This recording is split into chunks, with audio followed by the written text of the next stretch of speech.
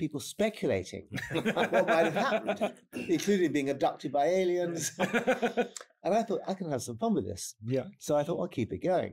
And I kept it going, and I got up to about book 14. And then the tenure, the sort of tone of the email started changing. Dear Mr. James, I've just worked out I'm a lot younger than you, and I imagine I'm much fitter, which means you're going to die before me. So I hope you left a secret of what happens to Sandy safe in your publisher's vault. And another one I had, Dear Mr. James, I'm 92 years old, and the doctors say I don't have long to live. Please let me know what happened to Sandy. I promise I'll take it to the grave.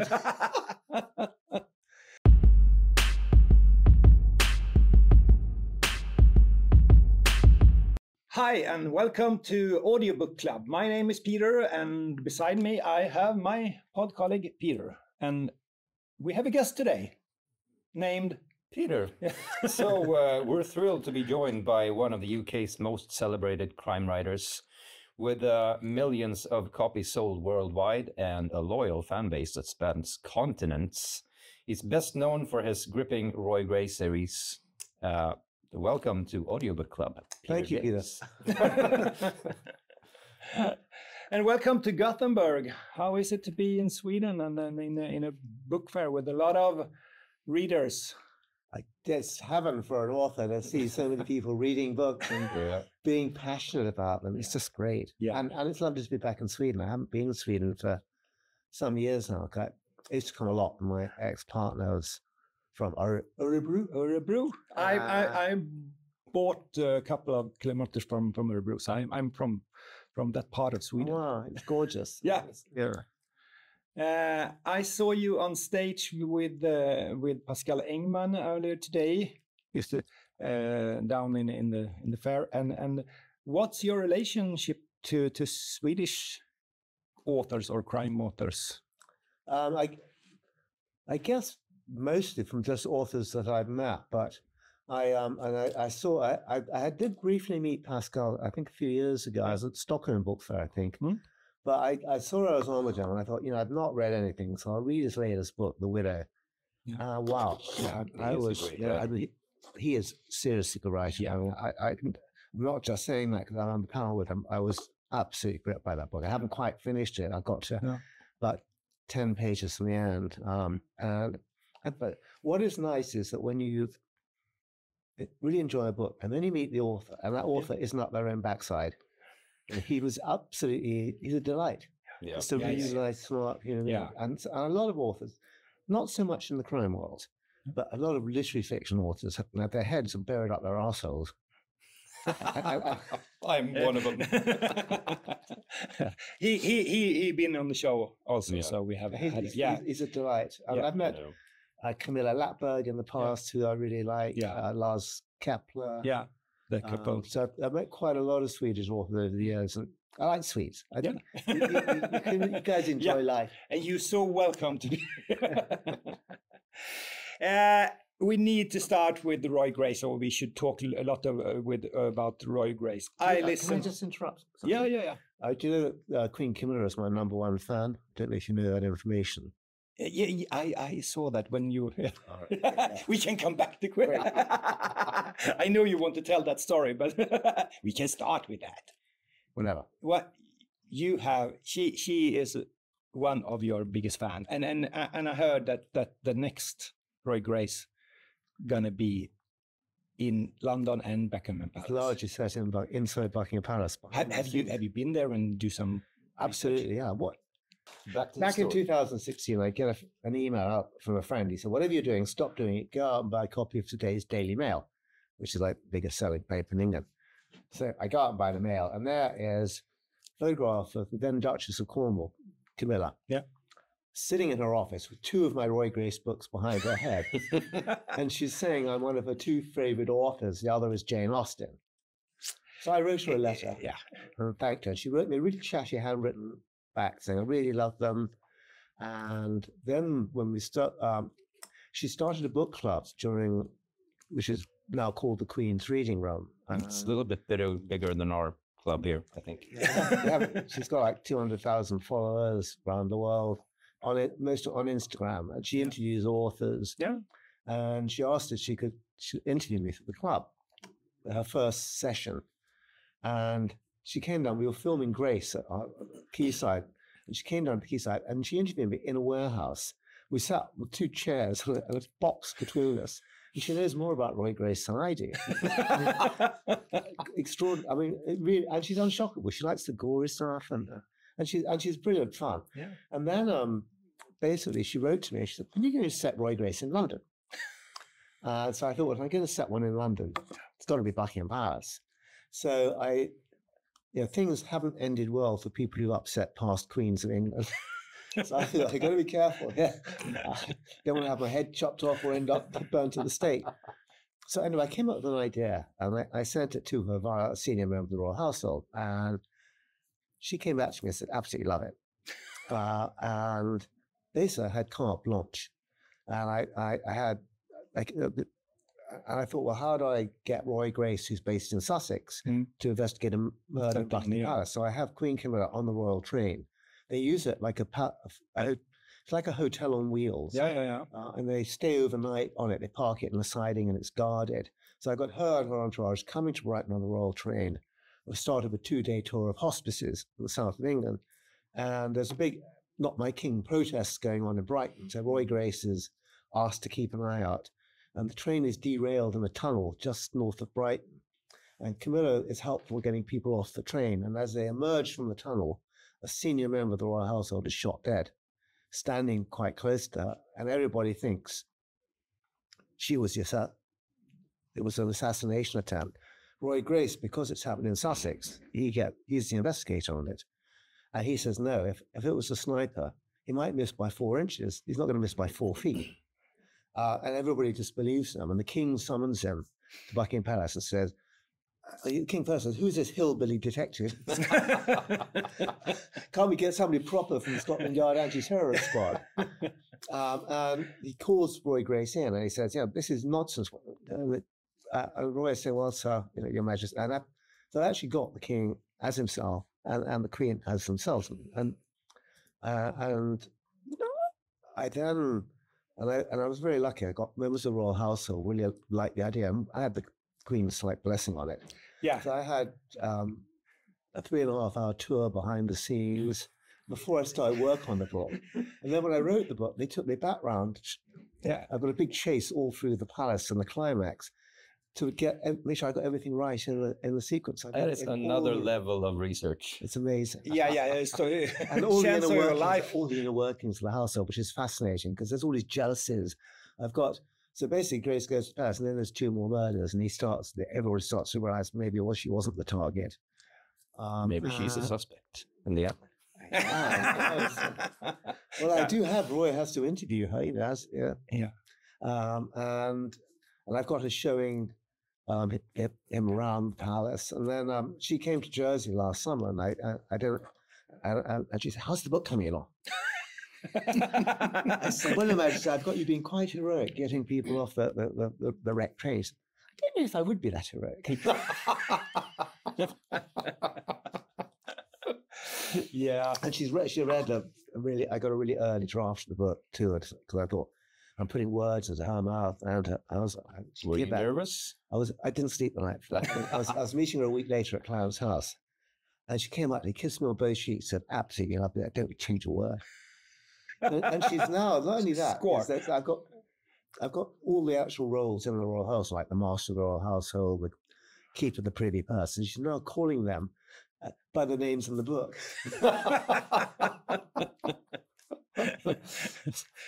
Yeah, talking about Roy Grace, I listened to Dead Simple 2007 and was blown away. I listened to, I think, 1,700 books, and that's still on my top 5. Wow, thank you very much. It was the story is so good. So of course you fell in love with Roy Grace and thank you. I'm really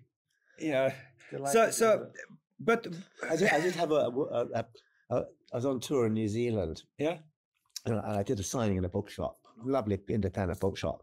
And about a week later, she emailed me and said, "One of the customers who bought your book, Dead Simple, she came back in 2 days later and said she can't read on unless you can tell her if he gets out of the coffin. Yeah, but it's an amazing story, and then you and for the ones that don't have read or seen any of the TV series, who is Roy Grace? Roy Grace is a detective superintendent. He is actually modeled on a real life detective superintendent called David Gaylor, who I met in 1997. I have a very lucky, great relationship with Sussex Police, which began in 1981 when I just had my first book published, which was a terrible spy thriller called Dead Letter Drop. Don't ever read it. And I got burgled. I just got married. Yeah. And this detective came to the house. If you ever get married or get married again, getting burgled is the best thing that can happen, because it gives you the perfect excuse to explain to all your relatives, Auntie, that donkey with the porcelain donkey with the quartz clock in its stomach, they stole it. All those things you don't want, you get rid of. Anyhow, this detective came and he saw the book. He said, "Oh, you're an author." He said, "If you ever want research help with the police, give me a call." And he was married to a detective, and my then wife was a lawyer, and I became friends with them, and they invited us to a barbecue at their house. And they had 12 of their friends that all police, and all different. There was a homicide detective, response, a police diver, and I thought, wow, just talking to these people from a writer's perspective, nobody sees more of human life than a police officer. And that began my fascination with them. And I started writing, I was writing initially supernatural thrillers and then psychological thrillers, and I put police characters in. And they really liked how I was portraying them. You know, I wasn't flattering them, but I was showing the job honestly. And they'd start saying, "Oh, I'm going to do a raid tomorrow. Do you want to come with us?" And over the next sort of 15 years, I sort of became part of the family. They called me the Sussex Police. They trusted me, and they'd ring me up and say, "Oh, it's got an interesting crime scene. Do you want to come in?" And they'd smuggle me in. I'd baseball cap and dark glasses, and it gave me fantastic insights into them. And then in 1997, I was introduced to this young homicide detective inspector called David Gaylor. And I was going to his office, and it was about the size of this office we're in now. For those of you who can't see it. We have a camera so we can see. It's a nice office. Yeah. Every inch of it was covered in blue and green crates bulging with manila folders. And there was this balding head just visible at the back. And I said, "Are you moving?" He said, "No." He said, "I'm a homicide detective, and I've just been tasked with reopening all the unsolved murders in Sussex, where there's still either a chance of catching an offender or of getting closure for the family." He said, "Each one of these is the principal case file of an unsolved murder. I'm the last chance the victim has for justice and the family have for closure." And I really like that human image. And I said, you know, and he said, "What are you writing now?" And I was writing a psychological thriller called Denial. He said, "Tell me about it." So I started saying, he said, "Hang on a sec, why is your detective not doing this?" And I don't think that woman would have done this. And I think, and why haven't you got an outside inquiry team looking at it? I thought, wow, this guy's got a really creative trait. And we clicked. Yeah. And he helped me on the next two books. And then in 2002, he got promoted to detective superintendent, head of major crime for Sussex. Basically, my publishers said, "Have you ever thought of writing a detective as a central character?" And I wasn't aware, I was actually standing in St. Mark's Square in Venice when I got a phone call from my agent saying, "Have you thought about this?" And I immediately, in St. Mark's Square, I rang David Gaylor. I said, "How would you like to be a fictional cop?" I think you have a quite interesting life. You hang out with the Sussex Police, and you have the Queen. What more can you? Who else is in your phone book? And I've got this wonderful Swedish pub. But Roy Grace is... And that's how it began. And then when we first meet Roy Grace, so Dave doesn't look like Roy Grace, like John Sim, but he is my real life. And we've worked together on every single Roy Grace book. He reads every 100 pages, and we discuss how Roy Grace would think and act and what other police officers.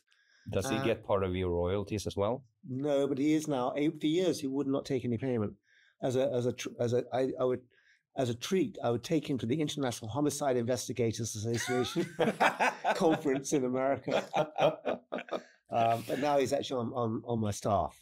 And he's brilliant. He's got a very analytic mind. So, he brings to the books, what I don't have, which is that knowledge of how police think. Yeah. And they do think differently. And so so the real life Roy Grace, when we first meet him in Dead Simple, he's coming up to his 39th birthday, and we discover that 9 years before, his wife, Sandy, who he loved and adored, had gone missing, vanished off the face of the earth. And while he's continued to function as an effective homicide detective for 9 years, he's been hunting in the background for her. Did she have an accident? Did she run off with a lover? Did she take her own life? Did she lose her mind? And she is a ghost through the serial. Yeah. And that's how when we first meet him. And he hasn't been able to move on in his love life because he thinks maybe she'll turn up tomorrow. Yeah. And then as the series progresses, he idolizes her too. And as the series progresses, he starts to realize maybe she's not. We start to realize first, actually, he doesn't. That maybe she wasn't quite the perfect wife. Yeah. No. Maybe she had an affair or two. Maybe she was this. Maybe she was that. And we'll get back to Sandy. Yeah, we can take that first. I want to ask the most apparent question. Roy Grace is a very beloved character, but what makes him so relatable? Because he really is. He has this fragile side, which we get to see quite early on. But why do people love him so much? Thank you. I think the hardest thing for a writer is to create characters that people like, and the most important thing. And I think with Roy Grace, I say it in jest, but I think it sums up how I feel about him, is that if I was ever unlucky enough to have a member of my family murdered, he's the guy I'd want running the investigation. Because I've seen it myself so often with the police, so many crime dramas get a key thing wrong, which is what makes a good detective, a good homicide detective, is above all else empathy. It's bonding with the family, the loved ones of the victim, because that's how they get so much information. And so often you see on television, you'll see a fictional detective being really rude, aggressive, shouting at people, and the really good ones are not like that. No. And Roy has got a lot of empathy. I've probably got 3 or 4 dozen letters or emails from fans around the world saying, Roy Grace is the only detective I've ever wanted to sleep with. So I think, okay, that's a compliment. Yep. Let's get back to Sandy, because I think she's an interesting character in the series. And then we get all the answers in the book. They thought I was dead. Was it clear that you should give that story? Because that's you have the Roy Grace series with all the books, and then this one came. And well, what happened originally was when I created Roy Grace, I thought, there's a classic cliche of the fictional detective, which is you have a detective with a drink problem and a broken marriage. Yeah. We have them in Sweden also. I don't have to name them all, you know them. Yeah. And in England too. Yeah. And I thought, I want to create something different. And I having had a lot of time with the police, I thought, what a detective does more than anything else is solve puzzle. Yeah. Every homicide is a huge puzzle. And I thought, I'd had some experience. I'd done a lot of research into missing persons with the police, and I thought it would be fascinating if I created a detective who had a personal puzzle of his own he couldn't solve. So I thought I'll set the mystery of what happened to Sandy up in Dead Simple, and I'll give the answer in the second book, Looking Good Dead. And what happened was Dead Simple came out, and I was literally inundated. And the book, luckily, was a huge kind of hit around the world. Yeah. And we were inundated with emails, people speculating what might have happened, including being abducted by aliens. And I thought, I can have some fun with this. Yeah. So I thought, I'll keep it going. And I kept it going, and I got up to about book 14. And then the tenure, the sort of tone of the email started changing. Dear Mr. James, I've just worked out I'm a lot younger than you, and I imagine I'm much fitter, which means you're going to die before me.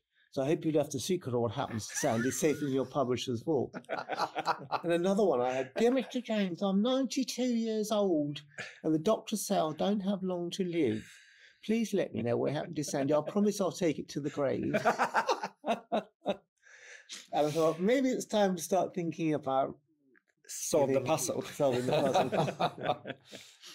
Did you know from the start exactly what had happened to her, or did it change over time? I knew sort of what happened, but when I started working on the story, I then started embellishing it. And I had such fun doing that too.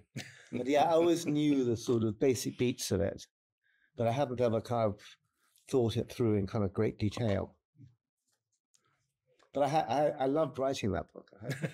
Yeah, and it was interesting because you follow it from the start, and then you get all the answers, even if you get some pieces during the series. But to put that together in a book, and it was and of course Roy Grace doesn't know actually how she died.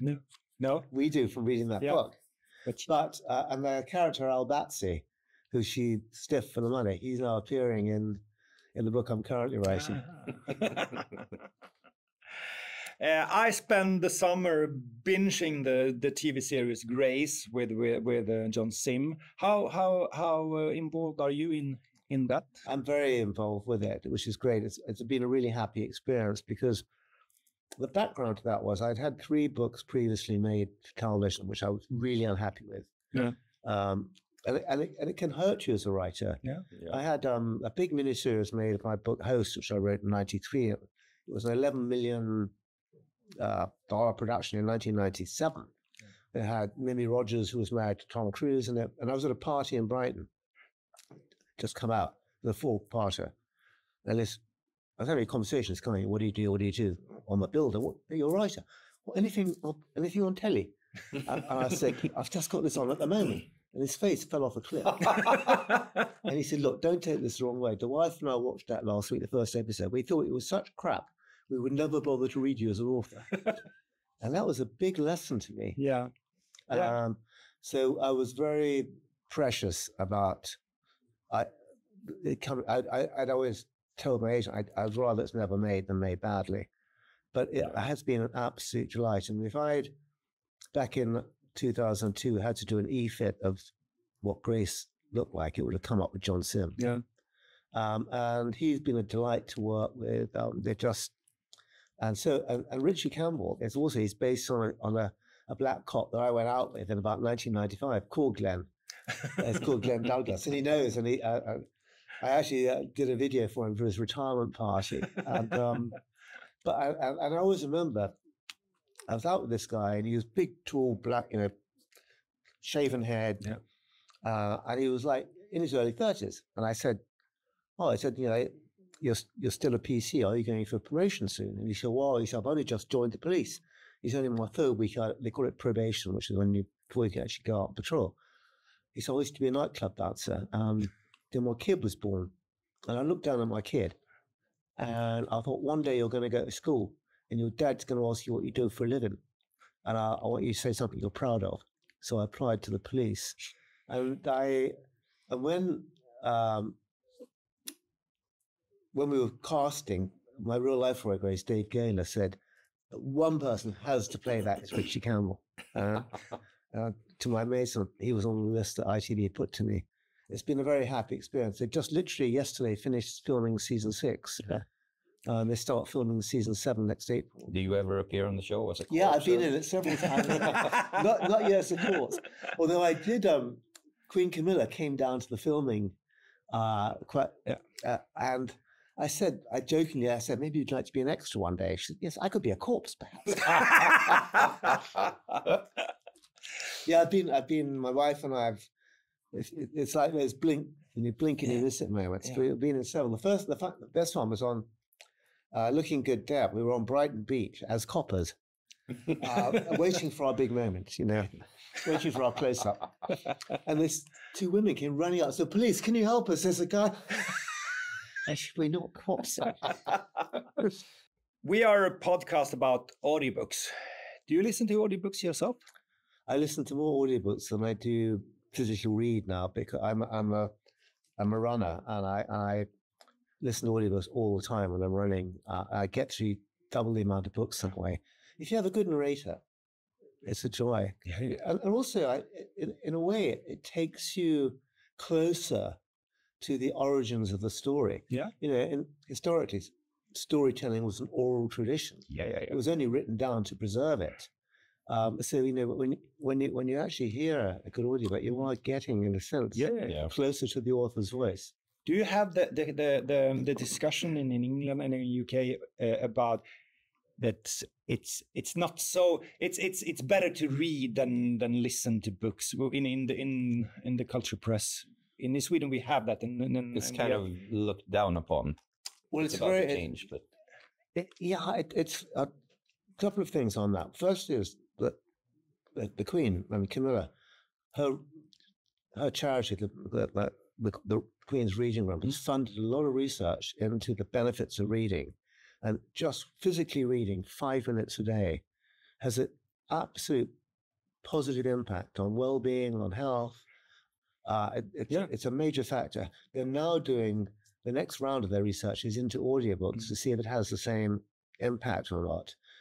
And in the book I was talking about, which was made into a terrible miniseries, Host, was also in 1993. It was published by Penguin in hardback, paperback, and on 2 floppy disks as the world's first electronic novel. It's in the Science Museum, and I remember when it was a gimmick, but it was properly published, and I had the author's, instead of the author photo, it had an author quick time. So I was, hello, I'm Peter James. and I was in the green room at Sky Books, and I was going on Sky Books, and there was another British author, Graham Swift, who's a literary fiction guy. That guy. He said, what are you promoting? And I said, world's first electronic novel. He said, who the fuck's going to read a trick on a computer? That's so stupid. Most of the Roy Grace novels is read by Daniel Wayman. Yes. How involved are you in choosing? Very. I get the choice. What's happened?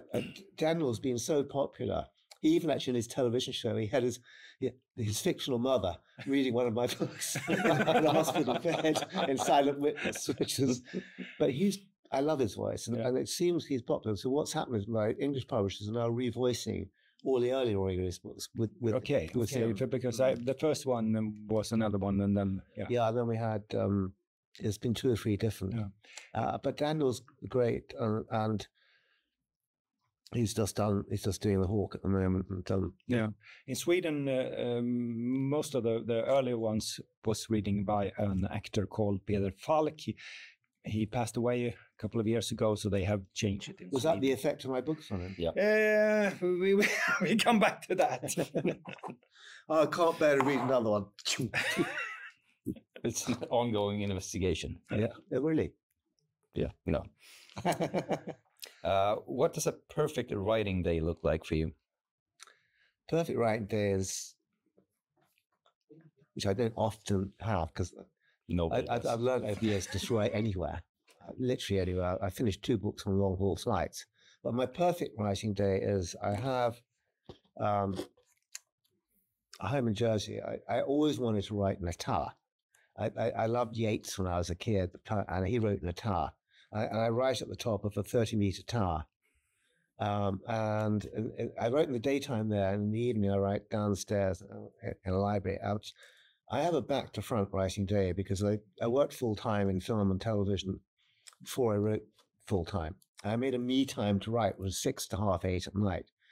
And my perfect writing day starts 6 o'clock with a vodka martini with 4 Sicilian olives, put on music, and just get in the zone. And I blitz happily for about 2.5 hours, writing about 1,000 words, stop, have kind of supper with my wife, and then we watch something on television or read. And then in the morning, we have a huge menagerie. We have about 200 animals. We feed the animals, walk the dogs, and then I go for a run. And then I'll hunker down about 11 o'clock, and I'll read what I wrote the night before, revise it, and it'll expand. It'll probably end up being about 1,500 words. break at about 1:30, 1:45 for lunch, just have a light lunch. And then in the afternoon, I either play tennis or reply to emails or often do interviews and hunker down again at 6. I do that 6 days a week. I break on Sundays. But I actually have breaks. I write every day, but I'm stupid. Do you? Yeah. I guess I tend to push stuff away so that I get distracted. If I don't deal with it on Sunday, it's like it gets lost. We follow you on Instagram, and we know that you think a lot about murder. Is there a perfect murder? Yes. I asked this question 20 years ago to the Chief of Police of Sussex at the time. I said, is there such a thing? And he replied without hesitation. He said, yes. He said, it's the one we never hear about. Yeah. And at that time, there were about 650 murders across the UK every year.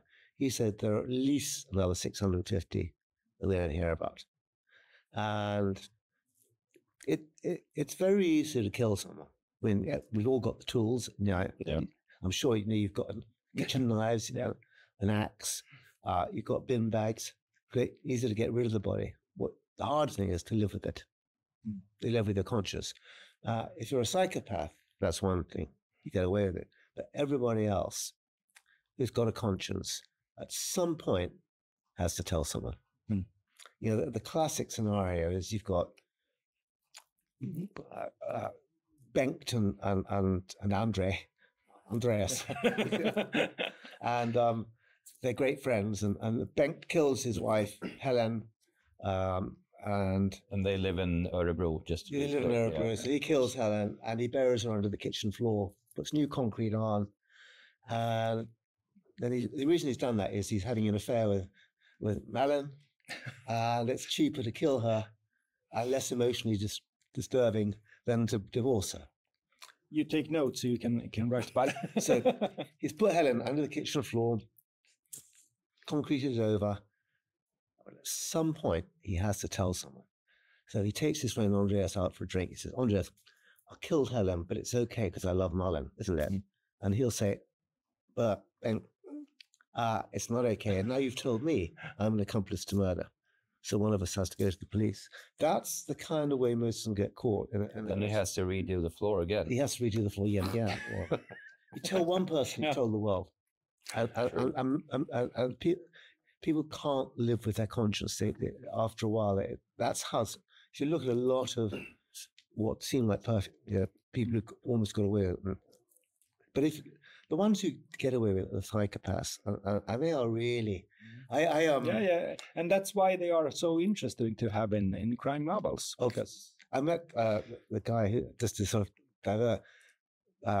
This guy called Kevin Dutton, he was a forensic psychologist, but his special field is psychopaths. And he was telling me last year, he works with the FBI a lot. And the FBI asked him to go out to Quantico because they had just arrested a suspected serial killer. And you tend to get them more in America because they can travel around, and there used to be no national DNA database in America, so it's easy. Anyway, this guy had a strange method of operation. He'd go into gas stations, hold them up for small amounts of money, like $50, and then he'd randomly shoot dead somebody in the queue, and then just go off. And on the last occasion, he literally held up the gas station, got $45, and turned around and shot this guy who was wearing a Versace jacket, shot him in the head, and took the jacket. And if a killer takes an item of clothing, it often indicates a sexual thing. And the FBI wanted to know if this guy had some kind of sexual kink. So Kevin flew out there and he said, he gave me the interview room and he had the classic dead eyes of a psychopath. He said, so you were in the queue at the gas station, you held it up, you got $45, then you turned around and you shot this guy behind you in the face. Yeah. He said, then you took his jacket. Yeah. Why did you take his jacket? He was dead, he didn't need it anymore. Yeah, that's true. Then I wore it that night and I got laid. So now it's my lucky jacket. And that is the psychopath. That is cool. And his name is not Bengt or Anders. I think it's Peter. Yeah. Probably. There's a lot of them. Yep. Do you have any message you'd like to share with the Swedish readers and audiobook listeners? In what kind of sense? Like buy my books? Or thank them for... buy more of them, listen more. Gotcha. I need to build a new tower. Message to my Swedish readers is it's a great privilege to be read in a foreign land, to your own land. And I love, the few things I love more than to see my books in translation. And Sweden has a big place in my heart because I had a relationship with a Swedish lady for very many years and had many happy times here. Is she under the floor in the kitchen? She's under the floor in the kitchen, yeah, but it's fine. She won't mind. But honestly, and tack. Yeah, of course. We have a small gimmick in our show. We offer all the guests what's called mazarin. I don't know if you have eaten it before. It's you have to eat it and talk while eating it. You don't have to eat it, but you have to see what it is. You have to see it. It's just it's a sweet cake. You're gonna get one with you. Oh, thank you. But that is what we offered Pascal one of these, and he, as a Swede, don't know what it was, and probably that could be the reason why he won't be on the show anymore. No. I think it's the most beautiful thing I've ever seen. You can be on the show again. Thank you. Tell me you baked it, yes? Yeah, and we put it in a plastic I've bag. never in all my life, I've seen many cakes. Yeah. I've eaten cake. This is the most beautiful thing I've ever seen.